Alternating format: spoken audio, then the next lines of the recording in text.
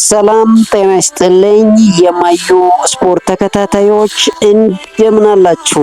ዛሬ ዕለተ ሐሙስ ሚያዝያ 15 ከሰዓት የተሰሙ ዜናዎችን ይዘን መጥተናል። ትላንትና በእንግሊዝ ፕሪሚየር ሊግ ማንቸስተር ሲቲ በማሸነፍ ወደ መሪነቱ የመጣበትን ውጤት አስመዝግቧል። እንዲሁም በርንሊ ወልቨርሃምፕተንን ተከትሎ የወረደበትን ውጤት አስመዝግቧል።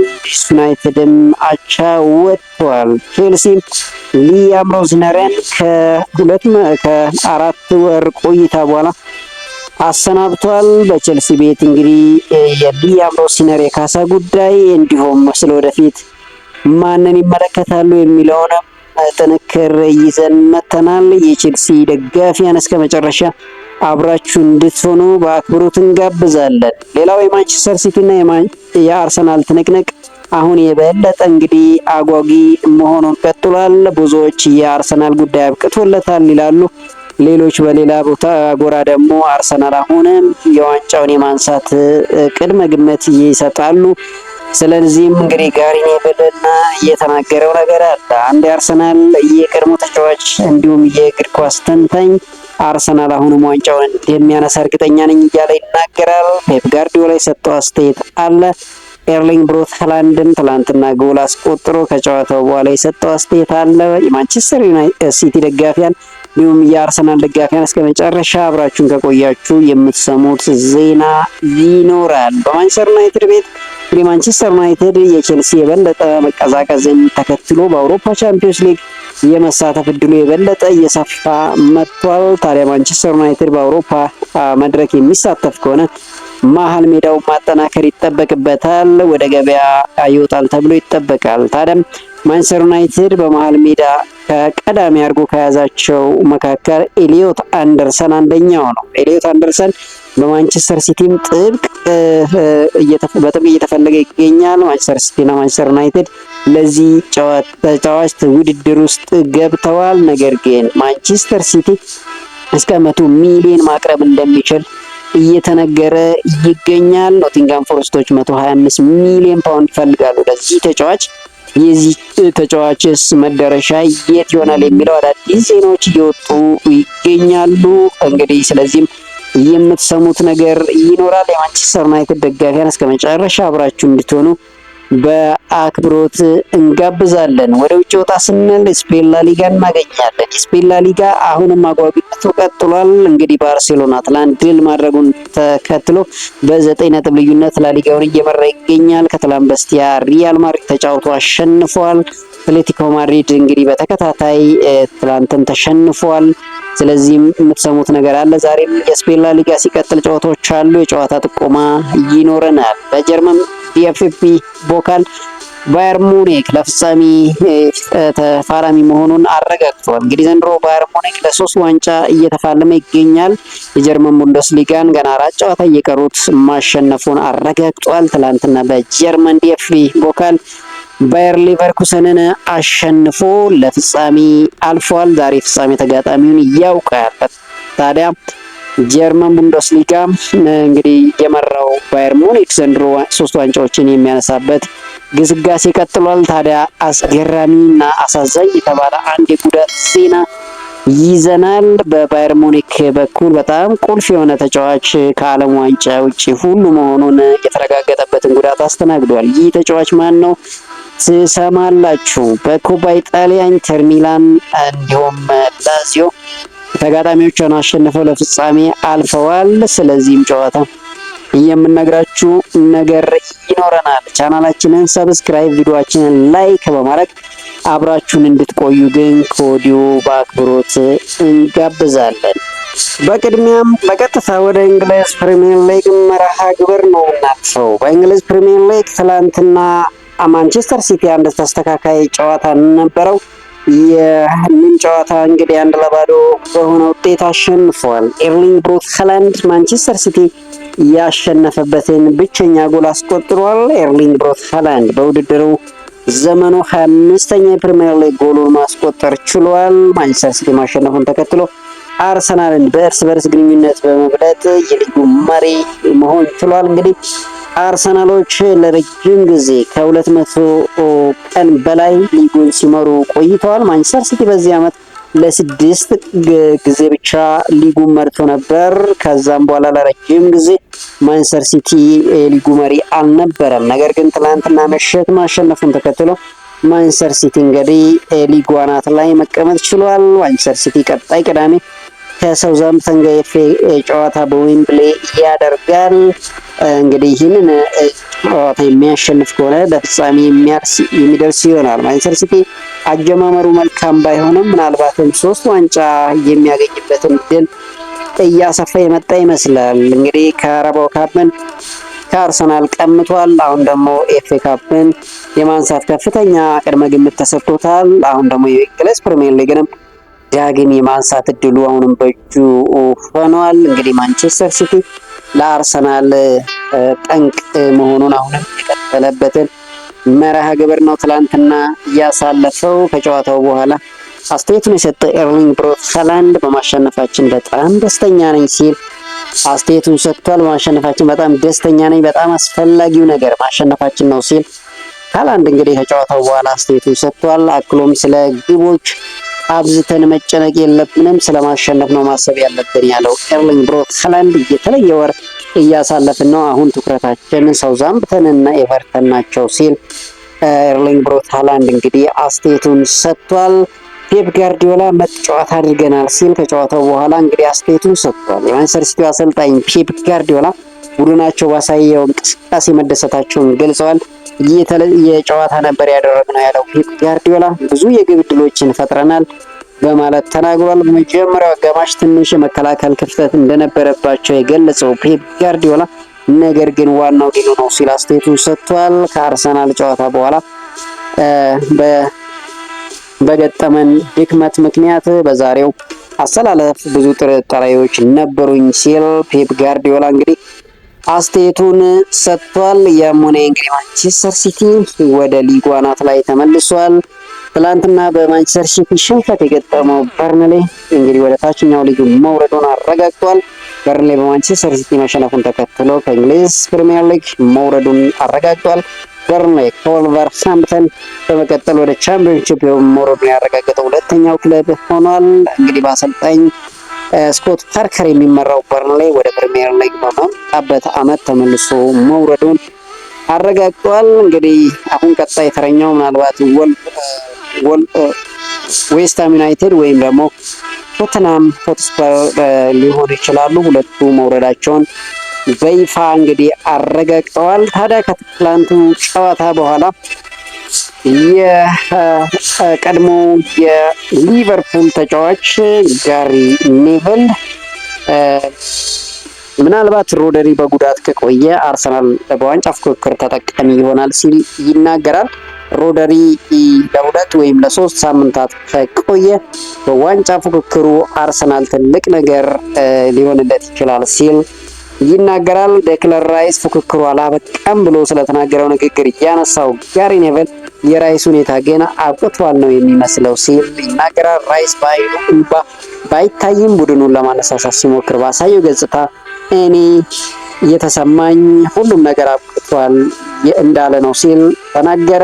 ያራይት በበኩሉ አሁንም ቢሆን እኛ አርሰናሎች ሊጉን እንደምናሸንፍ አምናለሁ ሲል ተናግሯል። እንግዲህ ያም ሆነ ሁለቱም ክለቦች እኩል እድል ይዘው እየተጓዙ ይገኛሉ። ነገር ግን ማንቸስተር ሲቲ ሁሌም በመጨረሻው በሚያሳየው እንቅስቃሴ አርሰናልን አጣብቂኝ ውስጥ በመጨመር የበለጠ ለዋንጫው ድል ያለው እሱ ይመስላል። ያም ሆነ ግን እንግዲህ አሁንም ቀሪ 5 ጨዋታዎች ይህንን የሚወስኑ ይሆናሉ። አሁን ሁለቱም ክለቦች 77 ነጥብ ይዘው የሊጉ አናት ላይ ተቀምጠዋል። በሌላ ትላንትና በሰበር የተሰማው ዜና የአሰልጣኝ ሊያም ሮሲነር ጉዳይ ነው። አሰልጣኝ ሊያም ሮሲነር በዚህ የውድድር ዓመት በፕሪሚየር ሊግ የተሰናበቱ 10ኛው አሰልጣኝ ሆነዋል። በውድድር ዘመኑ ኖቲንጋም ፎረስት 3 አሰልጣኞችን በማሰናበት ብዙ አሰልጣኝ ያሰናበተው ክለብ ነው። ቸልሲ እና ቶተንሃም ሆትስፐር በበኩላቸው ሁለት አሰልጣኞችን አሰናብተዋል። ማንቸስተር ዩናይትድ ሩበን አሞሪምን አሰናብተዋል። ዌስትሃም ዩናይትድ ወልቨርሃምፕተን አንዳንድ ጊዜ አሰልጣኛቸውን ሲያሰናብቱ ቸልሲ ከሩሲያው ባለሀብት ሮማን አብራሞቪች መልቀቅ ወዲህ 6 አሰልጣኞችን አሰናብተዋል። እንግዲህ አርሰናሎች በማይክል አርቴታ እየተመሩ ቸልሲዎች እንግዲህ 6 አሰልጣኞችን ማሰናበት ችለዋል። ቸልሲ አሰልጣኝ ሊያም ሮሲነርን ማሰናበቱን ተከትሎ 24 ሚሊዮን ፓውንድ ካሳ እንደሚከፍላቸው ተዘግቦ ነበር። ይሁን እንጂ ቸልሲ በአሰልጣኙ ኮንትራት ውስጥ ልዩ አንቀጽ አካቶ እንደነበር ተገልጿል። ክለቡ በውሉ ያካተተው አንቀጽ የአሰልጣኝ ቀሪ ዓመታት የሙሉ ደሞዝ ሳይከፍል ማሰናበት የሚያስችለው መሆኑ ተገልጿል። ይህ ማለት ቼልሲ ለአሰልጣኝ የሚከፍለው የካሳ ክፍያ አነስተኛ መሆኑ ተነግሯል። በሌላ በኩል የተወሰኑ የቼልሲ ተጫዋቾች በአሰልጣኝ ሊያም ሮሲነር ያላቸው እምነት ጠፍቶ እንደነበር ተዘግቧል። ከነዚህ ተጫዋቾች መካከል እንግዲህ የኩኩሬላ እንዲሁም የኤንዞ ፈርናንዴዝ ጉዳይ የሚጠቀስ ነው። እነዚህ ተጫዋቾች በይፋ ወጥተው የቼልሲን ሲቃወሙ እንዲሁም ወደ ሌላ ክለብ እያማተሩ እንደቆዩ ተነግሮ ነበር። እንግዲህ አሰልጣኝ ሊያም ሮሲነር ያሰናበተው ቼልሲ በቀጣይ ልምድ ያለው አሰልጣኝ ለመሾም ማሰቡ ተነግሯል። ክለቡ አዲስ አሰልጣኝ ለመቅጠር ከወዲሁ እንቅስቃሴ መጀመሩና እስከ ዓመቱ መጨረሻ እንደማይጠብቅ ተገልጿል። ከዚህ ባለፈ በሚቀጥሉት ክረምት የሚያደርጋቸው የዝውውሮች ልምድ ያላቸው ተጫዋቾች ላይ ያተኩራል ተብሏል። ወደ ቡድኑ መጥተው በፍጥነት ተጽዕኖ መፍጠር የሚችሉ ተጫዋቾች ላይ ትኩረት እንደሚያደርጉ እየተዘገበ ይገኛል። ክለቡ ልምድ ያላቸው ተጫዋቾች ቢመለከትም ወጣት ተጫዋቾች ላይ ያለውን አቋም ግን እንደሚቀጥል ተነግሯል። ካሁን በፊት እንግዲህ ኤንዞ ፈርናንዴዝ ክለቡ ልምድ ያለው ተጫዋች ቀጥተኛ ተፎካካሪ የሚያደርገውን ተጫዋች አለማስፈረሙ ጫና እንደፈጠረባቸው ደጋግሞ ሲናገር ሰምተናል። ታዲያ እንግዲህ አሁን ክረምት ላይ የተሻለ ልምድ ያላቸው ተጫዋቾችን ከወጣቶች ጎን ለጎን ለማስፈረም ማሰባቸው እየተነገረ ይገኛል። ሌላው እንግዲህ የምናገኘው የማንቸስተር ዩናይትድን ጉዳይ ነው።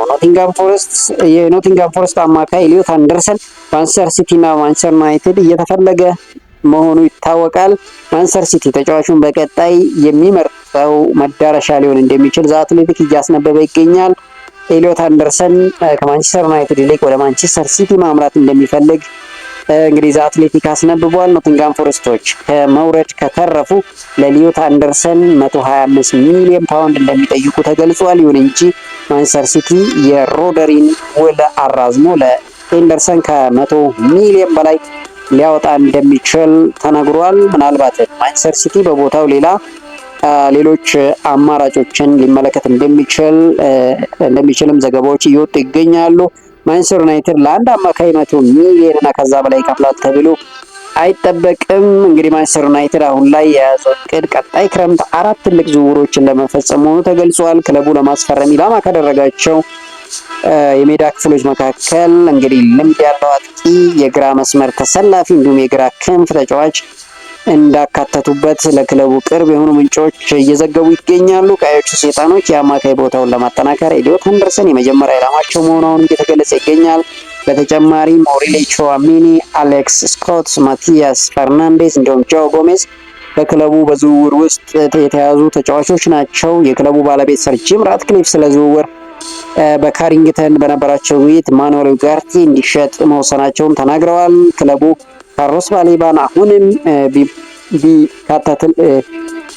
ቢከታተልም ባለፈው ዓመት እንደነበረው ግን ቦታ መስጠት አልፈለገም። ባለፈው ዓመት ለባሌባ 75 ሚሊዮን ፓውንድ በላይ ያቀረቡት ቀዮቹ ሰይጣኖች በዚህ ዓመት ግን 50 ሚሊዮን ፓውንድ ብቻ ያቀርባሉ ተብሎ ይጠበቃል። እንግዲህ ካርሎስ ባሌባ በማንቸስተር ዩናይትድ አሁን ቢፈለግም ነገር ግን ያን ያህል ወጪ ሊያወጡ እንደማይፈልጉ እየተናገሩ ይገኛሉ። ሌላው የማንቸስተር ዩናይትድ አንዳንድ ኃላፊዎች ሊኒዮሮ እና አይደን ሄቨን ወደፊት ጥሩ ተጣማሪ ይሆናሉ የሚል እምነት እንዳላቸው እየተነገረ ይገኛል። ክለቡ ሁለቱ ተከላካዮች ልክ እንደ ጋሪ ጋብርኤል እና ዊሊያም ሳሊባ ውጤታማ ጥምረት ይፈጥራሉ የሚል እምነት እንዳላቸው ተነግሯል። የተጫዋቾቹ ፊርማ ቡድኑ ግን በቻምፒዮንስ ሊግ ጥሩ ለመጓዝ የተከላካይ ክፍሉን ማጠናከር አለበት የሚል ሀሳብ እንዳላቸውም ተነግሯል። ይህንን ተከትሎ ማንቸስተር ዩናይትድ ከተመለከተው ተከላካይ መካከል ሚኪ ቫንደቬን አንዱ መሆኑ ተዘግቧል። ክለቡ የግራ እግርና አስጨናቂ የሆነ ተከላካይ ማስፈረም እንደሚፈልግ ዘ አትሌቲክ አስነብቧል። ለዚህም የቶተናሙ ሚኪ ቫንደቬን ትክክለኛው ምርጫ እንደሆነ እየተነገረለት ይገኛል። ለማንኛውም ማንቸስተር ዩናይትድ በአውሮፓ ቻምፒዮንስ ሊግ የሚሳተፍ ከሆነ የግድ በእያንዳንዱ ስፍራ ላይ ተጫዋቾች መግዛት እንደሚፈልግና ክለቡ ማጠናከር እንዳለበትም ይሄ የሚታወቅ ጉዳይ ነው። ወደ ሌሎች አጠር ያሉ ዜናዎች ስናልፍ በቅድሚያ የምናገኘው የጀርመኑን ባየር ሙኒክ ነው። እንግዲህ በጀርመን ዲኤፍቢ ፖካል ትላንትና ባየር ሌቨርኩሰንን የገጠመው ባየር ሙኒክ 2-0 በማሸነፍ የፍጻሜ ተፋላሚ መሆኑን አረጋግጧል። እንግዲህ ጀርመኑ ክለብ ባየር ሙኒክ የማሸነፊያ ግቦችን ያስቆጠሩት ሃሪ ኬን እና ሉዊስ ዲያዝ ናቸው። እንግዲህ ዘንድሮ የባየር ሙኒክ የአጥቂ ክፍል ምን ያህል ጠንካራ እንደሆነና የማይክል ኦሊሴ፣ ሉዊስ ዲያዝ እንዲሁም ሃሪ ኬን ጥምረት በጣም ፈታኝና ብዙ ጎሎችን ያስቆጠረው ጥምረት መሆኑ እያረጋገጡ ይገኛሉ። አሁንም ትላንትና እንግዲህ በማሸነፍ ለሁለተኛ ዋንጫቸው እየገሰገሱ ይገኛሉ። በአውሮፓ ቻምፒዮንስ ሊግ ከፒኤስጂ ጋር ተገናኝተዋል። ፒኤስጂን ጥለው ከሚያልፉ ከሆነ የአርሰናል ወይም ደግሞ የአትሌቲኮ ማድሪድን ያገኛሉ።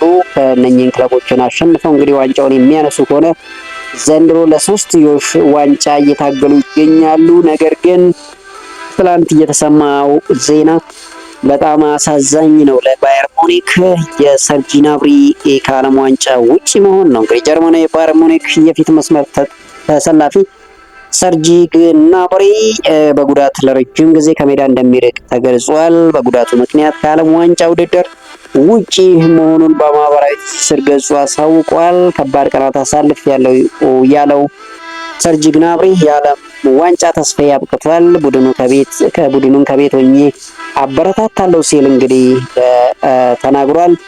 ተጫዋቹ በጉዳት እስከ 4 ወራት ድረስ ከሜዳ ሊርቅ እንደሚችል የጀርመን ሚዲያዎች እየዘገቡ ይገኛሉ። ሰርጂ ግናብሪ እንግዲህ ዘንድሮ ድንቅ እንቅስቃሴ ላይ መሆኑን አስተውለን ነበር። ነገር ግን ይህ ተጫዋች በጉዳት ምክንያት ከባየር ሙኒክ እንዲሁም ከጀርመን ስብስብ ውጭ ሊሆን እንደሚችል በይፋ እንግዲህ ተናግረዋል። ይሄ ምናልባትም ለአውሮፓ ቻምፒዮንስ ሊግ ጉዟቸው ጥፋት እንዳይሆንባቸው ይሰጋል። ነገር ግን ባየር ሙኒኮች እሱም ቢያጡም ያን ያህል ክፍተት ይፈጠራል ተብሎ አይጠበቅም። ሌላው እንግዲህ በኮፓ ኢጣሊያን እናገኛለን። በኮፓ ኢጣሊያን ትላንትና ኢንተር ሚላን አሸንፏል። ኢንተር ሚላን ብቻ ሳይሆን እንግዲህ ላዚዮም የኢንተር ሚላን ተጋጣሚ መሆኑን አረጋግጧል። እንግዲህ የጣሊያን ሴሪያን እየመራ የሚገኘው ኢንተር ሚላን ትላንትና በኮፓ ኢታሊያም አሸንፎ የፍጻሜ ተፋላሚ መሆኑን አረጋግጧል። እንግዲህ የአትላንታን ያሸነፈው ላዚዮ የኢንተር ሚላን ተጋጣሚ ይሆናል። ሁለቱ እንግዲህ ለኮፓ ኢጣሊያን ፍጻሜ ደርሰዋል። መጨረሻው ዋንጫው የት ይገባል የሚለው በጉጉት የሚጠበቀው ጉዳይ ሆኗል። ሌላው የጆን ስቶንስን ጉዳይ እናገኛለን። ጆን ስቶንስ እንግዲህ በቀጣይ ክረምት ከሲቲ የሚለቀው ተጫዋች መሆኑ እየተነገረ ይገኛል። እንግሊዛዊ ተከላካይ ስፍራ ተጫዋች ጆን ስቶንስ ከማንቸስተር ሲቲ ጋር እንደሚለያይ ተገልጿል። ጆን ስቶንስ በውድድር ዘመኑ መጨረሻ ውሉ ሲያበቃ ማንቸስተር ሲቲን በነፃ ዝውውር የሚለቅ ይሆናል። ማንቸስተር ሲቲ ከተጫዋቹ ጋር በስምምነት የሚለያይ ሲሆን ስንብቱ በሚቀጥለው ሳምንት ይፋ ይደረጋል ተብሎ ይጠበቃል። ጆን ስቶንስ ማንቸስተር ሲቲ ባሳለፈበት በስኬት ያጌጡ 10 ዓመታት 6 የፕሪሚየር ሊግ እና የቻምፒዮንስ ሊግ ዋንጫን ጨምሮ 16 ዋንጫዎችን ማሸነፍ ችሏል። እንግዲህ ዘንድሮ በጣም በጉዳት እየተሰቃየ የሚገኘው ጆን ስቶንስ በአመቱ መጨረሻ እንግዲህ በርናንዶ ሲልቫን ተከትሎ ከማንቸስተር ሲቲ የሚለቅ ተጫዋች መሆኑ ተረጋግጧል። የክርስቲያኖ ሮናልዶ ክለብ አልናሲር ለፍጻሜ ማለፉን አረጋግጧል። አልናሲር የኳታር ክለብ አልሂላልን በማሸነፍ ለኢቲሃድ ቻምፒዮንስ ሊግ 2 ፍጻሜ አልፏል። በግማሽ ፍጻሜው የመልስ ጨዋታ ናሲር አልሂላልን 5-1 በሆነ ውጤት ማሸነፍ ችሏል። በጨዋታው ኪንግስሌይ ኮማን ሃትሪክ ሲሰራ ቀሪ ግቦችን አንሄሎ እና ሐምዳን አስቆጥረዋል። አልናስር በፍጻሜ ከ24 ቀናት በኋላ እንግዲህ ከጃፓኑ ክለብ ጋምቧ ኦሳካ ጋር ይጫወታል። እንግዲህ ያንን ጨዋታ የሚያሸንፍ ከሆነ ክርስቲያኖ ሮናልዶ ሌላ ተጨማሪ ዋንጫ የሚያነሳበትን እድል ያገኛል ተብሎ ይጠበቃል። ለማንኛውም የክርስቲያኖ ሮናልዶ አልናስር ለፍጻሜ ማለፉን አረጋግጧል። ሌላው በቀጥታ ወደ ስፔን ላሊጋ ነው የምናልፈው። በስፔን ላሊጋ ባርሴሎና አሸንፈው አሁንም መሪነቱን በ9 ነጥብ ልዩነት መምራት ጀምሯል። ባርሳዎች ትላንትና 1-0 በሆነ ውጤት አሸንፈዋል። ባርሴሎና ላሊጋው መሪ ያደረገችውን ግብ ላሚን ያማል ሴልታ ቪጎ ላይ ማስቆጠር ችሏል በፍጹም ቅጣት ምት። እንግዲህ ስፔናዊ የፊት መስመር ተጫዋች ላሚን ያማል በጨዋታው ጉዳት አጋጥሞት ተቀይሮ ወጥቷል። ባርሴሎና ላሊጋውን በ9 ነጥብ ልዩነት መምራት ሲችል ቀጣይ ከሄታፌ ጋር የሚያደርገው ጨዋታ ቅዳሜ ዕለት ይጠበቃል። አሁን ላይ በ82 ነጥብ አንደኛ ደረጃ ላይ መቀመጥ ችሏል። እንግዲህ ባርሴሎናዎች በኮፓ ዴላሬ በአትሌቲኮ ማድሪድ ተሸንፈው ከጨዋታው ውጭ ሆነዋል።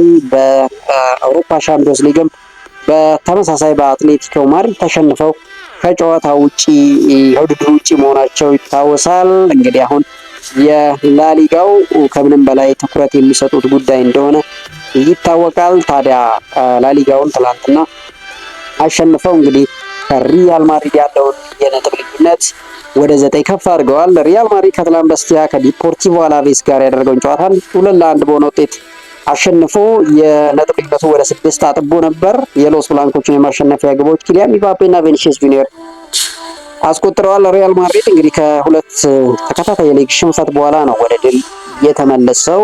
እንግዲህ 73 ነጥብ ሰብስቦ 3ኛ ደረጃ ላይ ተቀምጧል። ቀጣይ አርብ ከሪያል ቤቲስ ጋር ጨዋታ ያደርጋል።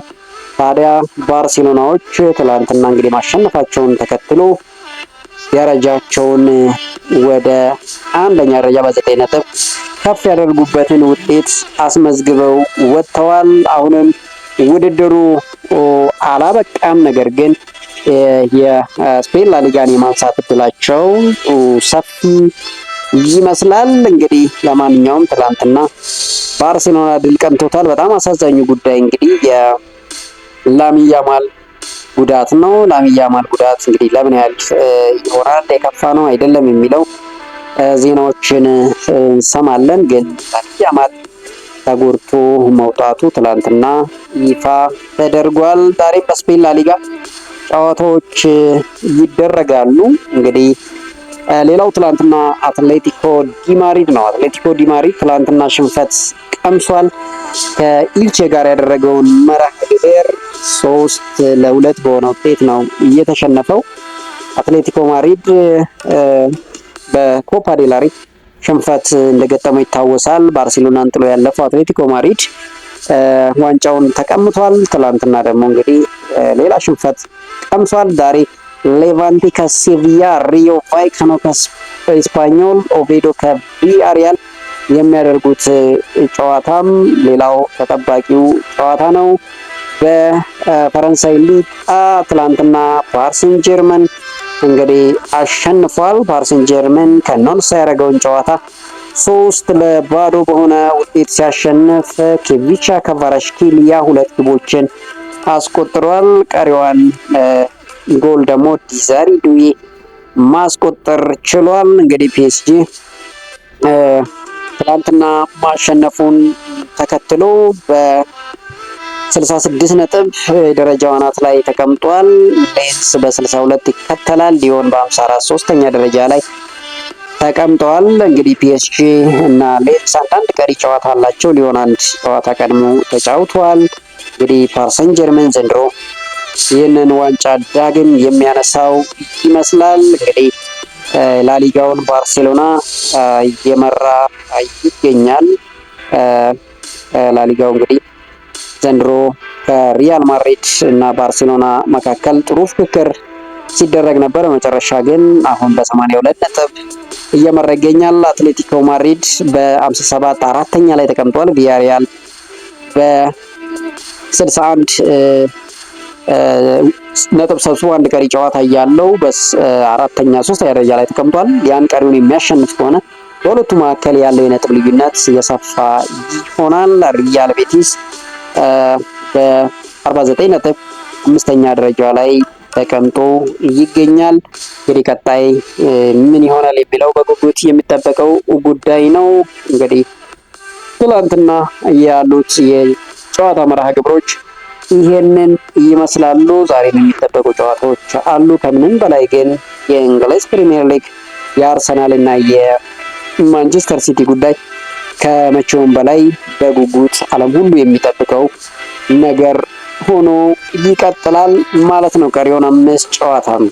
ሌላው በማንቸስተር ዩናይትድ ቤት አሁን እየተሰማ ያለው ዜና ፓትሪክ ዶርጉ እንግዲህ ለሊቨርፑል ጨዋታ ሊደርስ እንደሚችል እየተነገረ ይገኛል። ፓትሪክ ዶርጉ በአርሰናል ጨዋታ እንግዲህ ድንቅ አቋሙን ካሳየ በኋላ ተጎድቶ ለረጅም ጊዜ ከማንቸስተር ዩናይትድ ስብስብ መራቁ ይታወሳል። አሁን ፓትሪክ ዶርጉ ለሊቨርፑል ጨዋታ እንደሚደርስ እየተዘገበ ይገኛል። ሌላው እንግዲህ የራፋኤል ሊያው ጉዳይ ነው። ራፋኤል ሊያው በማንቸስተር ዩናይትድ፣ በማንቸስተር ሲቲ፣ በሊቨርፑል እና በሪያል ማድሪድ የሚፈለግ ተጫዋች መሆኑ እየተነገረ ይገኛል። ኢንተር ሚላኖች ራፋኤል ሊያውን በ60 ሚሊዮን ፓውንድ ሊሸጡት እንደሚችሉ አንዳንድ ዘገባዎች እየወጡ ይገኛሉ።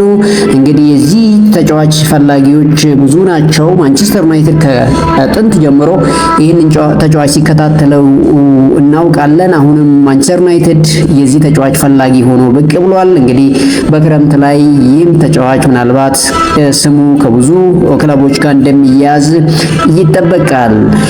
ሌላው የማንቸስተር ሲቲ እና የኤንዞ ፈርናንዴዝ ጉዳይ ነው። እንግዲህ ማንቸስተር ሲቲ የቼልሲውን አማካይ ኤንዞ ፈርናንዴዝን ለማስፈረም በማሰብ ላይ መሆናቸው ተገልጿል። ማንቸስተር ሲቲ ፈርናንዴዝ ላይ ያሳየው ፍላጎት ገና የመጀመሪያ ደረጃ ላይ መሆኑን ዘ አትሌቲክ አስነብቧል። ክለቡ ከኤንዞ ፈርናንዴዝ በተጨማሪም ኤሊዮት አንደርሰንን ጨምሮ ሌሎችን አማራጮች መያዙ ተጠቁሟል። ሪያል ማድሪድ በበኩሉ የኤንዞ ፈርናንዴዝ ሌላኛው ፈላጊ ሲሆን፣ ይሁን እንጂ በአሁኑ ሰዓት ለዝውውሩ ቅርቡ እንደሆነ አልታወቀም። ማንቸስተር ሲቲም የበርናንዶ ሲልቫን መልቀቅ ተከትሎ እንግዲህ ኤንዞ ፈርናንዴዝን ለማስፈረም እንደሚመለከቱ እየተነገረ ይገኛል። የደጋፊዎች የወሩ ምርጥ ተጫዋችም ይፋ ተደርጓል። እንግዲህ ፕሮፌሽናል እግር ኳስ ተጫዋቾች ማህበር የፒኤፍኤ የወርሃ መጋቢት የወሩ ምርጥ ተጫዋች እጩዎች ይፋ ሲደረጉ ብሩኖ ፈርናንዴዝ፣ ጄምስ ጋርነር፣ ጊብስ ዋይት፣ አንቶኒ ጎርደን፣ ዴቪድ ራያ እና ዳኒ ወልቤክ በእጩነት ቀርበዋል። እንግዲህ እነዚህ ተጫዋቾች በየክለባቸው በወርሃ መጋቢት ድንቅ እንቅስቃሴ አድርገዋል። የፒኤፍኤው ምርጥ ተጫዋች ማን ይሆናል የሚለው እንግዲህ በጉጉት ይጠበቃል። አድማጮቻችን እናንተም እንግዲህ የፒኤፍኤ የወሩ ምርጥ ተጫዋች ማን ይሆናል የሚለውን በግምት አችሁን በኮሜንት ሴክሽን ልታጋሩን ትችላላችሁ። ትላንትና ላሚን ያማል እንግዲህ መጎዳቱ ይታወሳል። ላሚን ያማል በትላንት ምሽቱ የላሊጋ ጨዋታ ጉዳት እንዳጋጠመው የሚታወስ ጉዳይ ነው። አሁን ላይ እየወጡ ባሉ ዘገባዎች በግራ እግሩ ላይ የጡንቻ ጉዳት እንዳጋጠመው በሕክምና ተረጋግጧል። ይህንን ተከትሎ ላሚን ያማል ከቀሪው የውድድር ዓመት ውጪ መሆኑ ተነግሯል። እንግዲህ ላሚን ያማል በቀጣይ ከጉዳቱ ለማገገም ከ4 እስከ 6 ሳምንታት ሊወስድበት እንደሚችል ተዘግቧል። ላሚን ያማል በዓለም ዋንጫ ውድድር ዝግጁ ይሆናል ተብሎ ይጠበቃል። እንግዲህ የዚህን ተጫዋች ማጣት ባርሴሎናዎች ምን ያህል ሊጎዳቸው እንደሚችል ይታወቃል። እንግዲህ ራፊኒያን በጉዳት ያጡት ባርሴሎናዎች ለላሊጋው የሚያደርጉት ውድድር ላይ ሌላ ራስ ምታት ሆኖባቸዋል። ላሚን ያማልን በጉዳት አጥተዋል። በተያያዘ ዜና የሪያል ማድሪዱ ተከላካይ ስፍራ ተጫዋች ኤደር ሚሊታው የጡንቻ ጉዳት እንዳጋጠመው በይፋ አስታውቀዋል። በተጨማሪም የመሃል ሜዳ ተሰላፊው አርዳ ጉለር በጉዳት እንዳጋጠመው ሎስ ብላንኮቹ አረጋግጠዋል። ሪያል ማድሪድ ኤል ክላሲኮ ጨዋታ 2 ሳምንታት በቀረበት 2 ተጫዋቾቹን በጉዳት አጥቷል። ሎስ ብላንኮቹ ነገ ከሪያል ቤቲስ ጋር የላሊጋ ጨዋታቸውን ያደርጋሉ። ከዛ 2 ሳምንት በኋላ እንግዲህ ኤል ክላሲኮ ይጠበቃል። በሁለቱም ቡድኖች ዙሪያ ከባድ ጉዳቶች እየተሰሙ ይገኛሉ። ሌላው የመርሳይዱ ክለብ ሊቨርፑል የወርሃ መጋቢት የወሩ ምርጥ ተጫዋቹን ይፋ አድርጓል። በዚህም መሰረት የቡድኑ አማካይ ዶሚኒክ ሰቦዝላይ የወሩ ምርጥ ተጫዋች መሆኑ ተረጋግጧል። እንግዲህ ዶሚኒክ ሰቦዝላይ በዘንድሮ ውድድር ዘመን ለአምስተኛ ጊዜ ሊቨርፑል የወሩ ምርጥ ተጫዋች ተብሎ መመረጥ ችሏል። ሰቦዝላይ ከ8 የወሩ ምርጥ ሽልማቶች 5ቱን ወስዷል። እንግዲህ በዘንድሮ የሊቨርፑል እንቅስቃሴ ውስጥ የዶሚኒክ ሰቦዝላይ ሚና ከፍተኛ ነው። ዶሚኒክ ሰቦዝላይ ባይኖር ኖሮ ሊቨርፑል አሁን ከሚገኝበት ደረጃም የወረደ ደረጃ ላይ ሊቆይ ይችል ነበር። ነገር ግን ዶሚኒክ ሰቦዝላይ እንግዲህ ድንቅ ብቃቱን በማሳየቱ ቢያንስ በአውሮፓ መድረክ ለመሳተፍ አሁንም እድሉ በእጁ ላይ ይገኛል። ይህ ተጫዋች እንግዲህ የወሩ ምርጥ ተጫዋች በመባል ሽልማቱን ወስዷል። በመጨረሻም የአሜሪካው ፕሬዝዳንት ዶናልድ ጄ ትራምፕ መልእክተኛ ፓውሎ ዛምቤሊ ፊፋ ኢራንን ከዓለም ዋንጫ እንዲያስወጣ መጠየቃቸውን ገልጿል።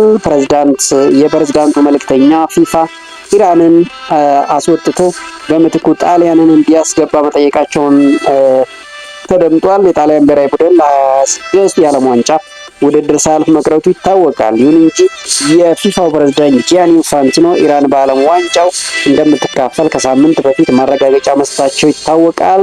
እንግዲህ የዶናልድ ትራምፕን ሀሳብ ሰምቶ ኢራንን ከዓለም ዋንጫ አውጥቶ ጣሊያንን ያካትታል የሚለው ሌላው በጉጉት የሚጠበቀው ጉዳይ ነው። እንግዲህ የዶናልድ ትራምፕ ጉዳይ አሁንም አነጋጋሪነቱን ቀጥሏል። እንግዲህ በዓለም ዋንጫው ገብቶ ይህ ክለብ ይውጣ፣ ይህ ክለብ ደግሞ ይሳተፍ እስከ ማለት ድረስ ያደረሰውን አስተያየት ሰጥቷል። እንግዲህ መጨረሻውን የፊፋው ፕሬዝዳንት ጂያኒ ኢንፋንቲኖ ምን ይላሉ የሚለው በጉጉት የሚጠበቀው ጉዳይ ነው። ቸልሲ እንግዲህ አሰልጣኝ ዲያምሮ ዘነርን ማሰናበቱ ይታወሳል።